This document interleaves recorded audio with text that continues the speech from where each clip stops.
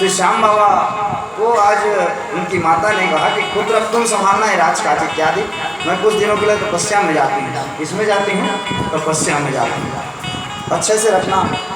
तो माँ तुम चली जाओगे तो मैं कैसे करूँगा? अरे बेटा ऐसा कुछ नहीं होता है जैसा तुम सोच रहे हो, ये सब गलत बात है। जो ईश्वर के भरोसे रहता है उसकी सकल कामना पूर्ण स्वयं ईश्वर करते हैं। ये सब मत सोच तू, बस तुम ये सोच कि मेरा केवल संसार में अगर कोई है तो ईश्वर है, मैं जा रही हूँ। और सुंदर रूप से आज जो इनकी माता हैं वो चुपचाप तपस्या में निकल गए हैं और ये भी सुंदर रूप से राजकाज संभाल रहे हैं। इनको शक्ति मिली है माता दुर्गा से। किससे? माता दुर्गा से और 14 देवियों से। कितनी देवियों से? 14 देवियों से। इन्होंने भी तपस्या करा है, तपस्या किया है और इनको 14 देवियों ने आशीर्वाद प्रदान किया है कि तुम जीवन में कभी भी हारोगे नहीं और हारे के सहारे बनोगे। किसके सहारे बनोगे? हारे के सहारे। आज श्याम बाबा ने कहा हाँ माँ मैं हारे का सहारा बनूंगा। स्वयं श्याम बाबा ने अपने जीवन को तपस्या में निकाल दिया।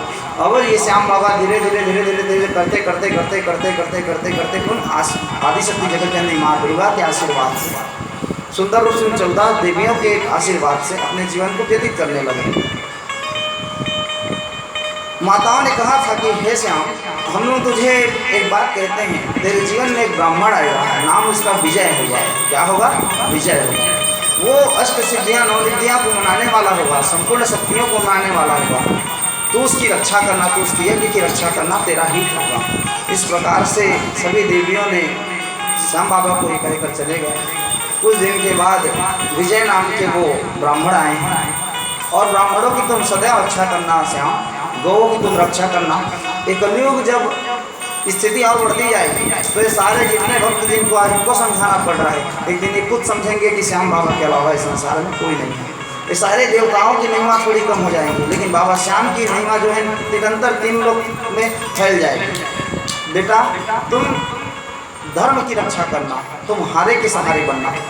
इस प्रकार से श्याम बाबा को सांत्वना दी है आदिशक्ति माँ जगत जननी जगदम्बा दुर्गा ने और 14 देवियों ने। इसके बाद धीरे धीरे करते करते वो समय भी आया जब वो ब्राह्मण भी आ गया। आज सुंदर रूप से अष्ट सिद्धियाँ को प्राप्त करने के लिए वो ब्राह्मण विजय ने आज सुंदर रूप से यज्ञ किया।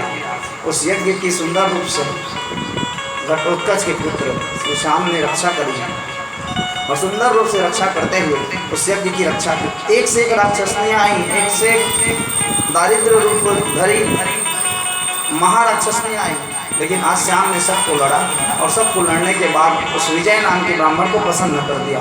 उस विजय नाम के ब्राह्मण ने कुछ भस्म अपने तपस्या से दी उसको और 3 बाण दिए। कितने बाण दिए? 3 बाण। 3 बाणों से कहा कि अब तो ये भस्म को रख ले। ये श्याम बाबा जो थे वो बहुत ही बड़े स्वाभिमानी किस्म के थे। कहते हैं महाराज मुझे इसकी ज़रूरत नहीं। अरे कहते तेरे को ज़रूरत है इसकी। तुरंत साक्षात जगत जननी ने प्रकट होकर कहा कि श्याम किसी दिन के लिए तो हमने तुम्हें छोड़ा, इस सुंदर से इस पावन बाणों को रख और इसे से तू हारे का सहारा बनना। ये दैहिक और भौतिक ताप को दूर करने वाले हैं। श्याम बाबा ने उसे रखा है। सुंदर रूप से उनकी भी ख्याति बढ़ते जा रही है। एक समय की बात है जहाँ श्याम बाबा विराजमान है वहीं एक कुंड है।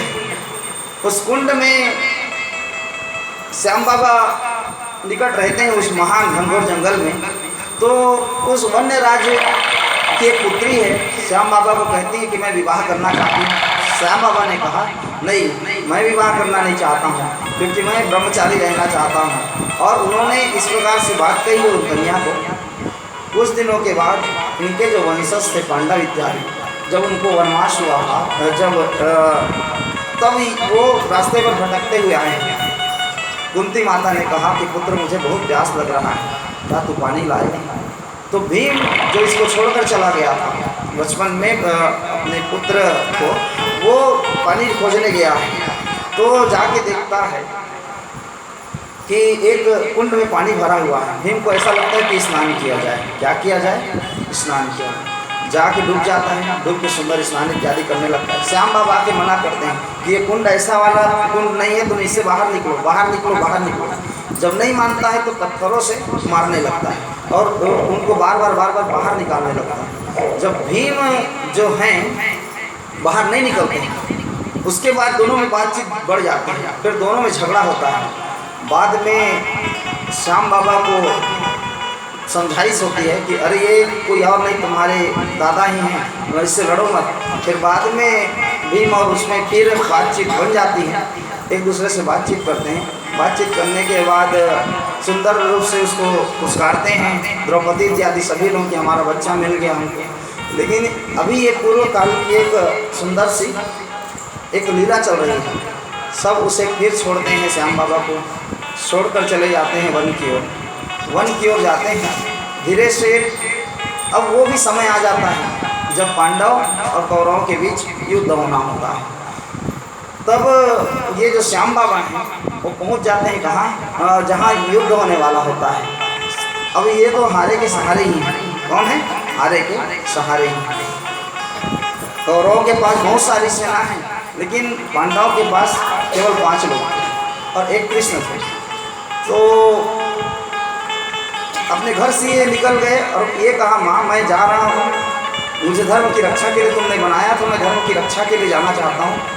जन्म दिया था, आज मैं धर्म की रक्षा के लिए जा रहा हूँ। सुंदर रूप से जब ये श्याम बाबा घर से निकले हैं और जाकर देखे हैं कि जो पक्ष हारता रहेगा मैं उसी पक्ष का सहारा बन जाऊँगा। भगवान श्री कृष्ण ने देखा कि जब तक मैं रहूँगा पांडव के साथ और कौरव लोग चाहे अक्षौणी सेना के साथ आ जाएगा, जीत जाएंगे, लेकिन इसमें मुझे लगता है कि कोई प्रवेश कर गया। कृष्ण भगवान को पता चल जाता है कि इसमें कोई महाशक्ति आ चुका है। जाकर उस श्याम के बारे में पता करते हैं और जाकर उनसे मिलते हैं और मिलने के बाद कहते हैं कि क्या बात है, तुम क्या करने आए हैं? तो कहते हैं कि मैं हारे का सहारे बनने आया हूँ। किसका सहारा बनने आया हूँ?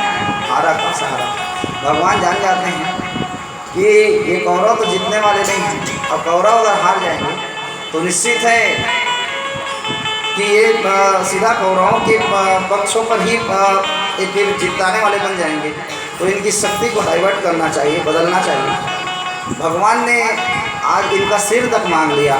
श्री कृष्णचंद्र भगवान ने इनका सिर तक मांग लिया और शीश के दानी इन्होंने सुंदर रूप से आज अपना सिर तक दान कर दिया। और इस प्रकार से श्री कृष्ण ने कहा कि तुम लड़ोगे नहीं, तुम दोनों पक्षों को देखते रहोगे, तुम इन लड़ाइयों को देखते रहोगे और इन धर्म की रक्षार्थ है कि ये लड़ाई जो होगी उसके तुम निर्णायक बनोगे, तुम लड़ोगे नहीं। तो श्री श्याम ने कहा कि मैं लड़ने के लिए ही आया हूँ, मैं रक्षा करने के लिए आया हूँ, किसी न किसी पक्ष में तो मुझे रहना पड़ेगा ना। आप मुझे निर्बल समझते हो क्या? तो नहीं, निर्बल नहीं समझता हूँ, मैं तुम्हें बता रहा हूँ, तुम वही करना जो मैं कह रहा हूँ। उसके जो घोड़े थे, जब उसका सर कटा और ज़मीन में पड़ा रहा, तब वो लीला घोड़ा जो था रोने लगा कि मेरे जो देवता थे, मेन मुख्य मालिक थे, उनका सर कट गया है। भगवान श्री कृष्ण ने उनको भी आशीर्वाद दिया कि तुम चिंता मत करो, तुम्हें हमेशा दुनिया के लोग लीला घोड़ा के नाम से जाने जाएंगे। किस रूप में? लीले घोड़े के रूप में। वास्तव में घोड़ा, मैं भी सोचता था कि घोड़ा नीले कलर का था क्या था, लेकिन इसमें लिखा हुआ है कि घोड़ा सांवले कलर का था। क्या था? सांवले कलर का था। लेकिन वो सांवले रंग के घोड़े को लीले का घोड़ा ठाकुर जी ने नाम दिया था। आज से तुमको लीला के घोड़ा के नाम से जाना जाएगा और तुम हमेशा श्याम के साथ विराजोगे। जहाँ जहाँ श्याम की कीर्तन होगी, जहाँ जहाँ श्याम का वास होगा, तुम उनके साथ विराजमान रहना और सुंदर रूप से विजय करवाना युद्ध की। इस प्रकार से सुंदर आशीर्वाद प्रदान किया गया। श्री कृष्ण को पांडवों ने कहा कि यही तुम्हारी महाभारत की युद्ध है शांति दूत, तुम इसी प्रकार से महाभारत की युद्ध शांत करोगे। तुमने तो एक हमारा बच्चा था घटोत्कच, सुंदर रूप से घटोत्कच पुत्र श्याम, तुमने उसका भी जो गला है उसको धड़ से अलग कर दिया। तो इस प्रकार से श्री कृष्ण ने कहा कि तुम मुझे इसकी बात मतलब जो बद्दियाँ हैं ये मेरे पर मत डालो, तुम लोग विचार करो, अगर ऐसा नहीं होता तो फिर बहुत कुछ बिगड़ जाता, इसलिए मैंने किया है। जब ये नहीं माने तो साक्षात आदिशक्ति जगत जननी माँ दुर्गा, आदिशक्ति जगदम्बा 14 देवियों के साथ उपस्थित हो गए और सभी भैरवी तारा इत्यादि सभी उपस्थित जब हुए हैं तो समझाएं पांडवों को कि श्री कृष्णचंद्र को आप लोग कोई भी प्रकार से कुछ ना कहें, क्योंकि श्री कृष्णचंद्र केवल भगवान है। ये तो विधि का लेख है कि ये चीज़ होने ही वाला था। आज सुंदर रूप से आज सुंदर रूप से श्री श्याम के दुख को उनके माता पिता को समझाया गया कि आप लोग दुखी ना हो, और इस प्रकार से दुखी ना होकर के समझाकर उनको समझाया गया। बाद में श्री श्याम बाबा की असीम अनुकंपा से आगे की जो लीला है आप लोग उसे सुनेंगे। धीरे से ये खटवा नाम की नगरी में गए। कहाँ गए हैं? खटवा नाम की नगरी में। एक सुंदर सा गाय खड़ा हुआ है, दूध टपक रहा है, दूध चरचर चरचर बह रही है। सपना देने लगे वो राजा को वहाँ के कि मैं यहाँ जो खड़ा हूँ और जो दूध टपक रही है, जहाँ झड़ रही दूध, इसी के भीतर मैं हूँ। खटवा नाम की नगरी है, उस नगरी में विराजमान हूँ। हे राजन, सुबह होते ही तुम इस जगह को खुदवाओ। क्या करो? खुदवाओ। यहाँ से एक शालिग्राम रूपी पत्थर निकलेगा, वही मैं हूँ, और तुम उसकी स्थापना कराना। अब से इस खटवा नाम की नगरी को खाटू के नाम से जाना जाएगा। किसके नाम से जाना जाएगा? खाटू के नाम से। बोले श्री श्याम सुंदर भगवान की जय। दर्द स्थल ही है ढूंढारी, दर्द स्थल ही है ढूंढारी, ढूंढा जहाँ गई थी मारी, ढूंढा जहाँ गई थी मारी, ढूंढा को ही होली कहते, ढूंढा को ही होली कहते है, प्रतीक में होली दहते है, प्रतीक में होली दहते। भक्त प्रहलाद को मारन ता